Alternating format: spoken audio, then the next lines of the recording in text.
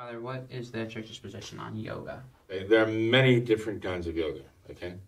Some of them just radically, not right, okay? They talk about these forces within the body and the chakras and all the other stuff, right?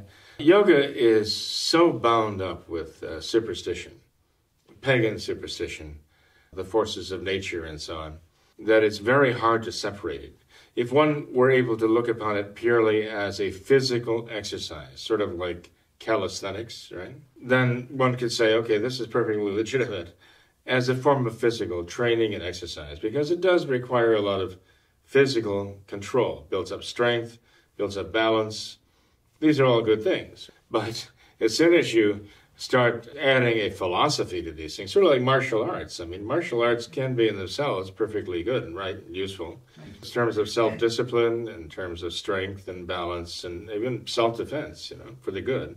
But again, you throw in all of this oriental mystical, what I call religion, like superstition, and you've just corrupted the whole thing. It's like kneading poison into a lump of dough that you're turning into bread. But with yoga, it's different. It's much more difficult to make that separation of the two. And as far as the practitioners go, if you were to look for a martial arts instructor who did not have any of this oriental mystical religion, the superstitions mixed in, you would find them. You would find teachers who could teach you just the martial arts moves and so on. Try finding a yoga instructor who does not have this quasi-mystical slant to it. I'm sure it's not easy to do, from what I hear from people.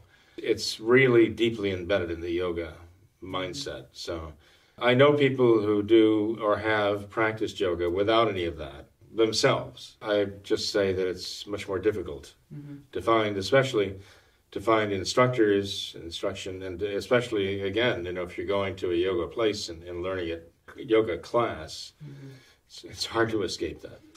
But I know people who have a very firm faith in our Lord Jesus Christ, believe in the Blessed Trinity, absolutely, of course. They look upon yoga merely as a sort of like slow-motion gymnastics, almost, And, in that sense, it can be useful if it's just slow-motion gymnastics and nothing more than that, a physical exercise. Right. But you're right, it is being used, it kind of weaponized yoga to bring the pagan meditation and the whole pagan mentality into people's minds and hearts and families. It's dangerous.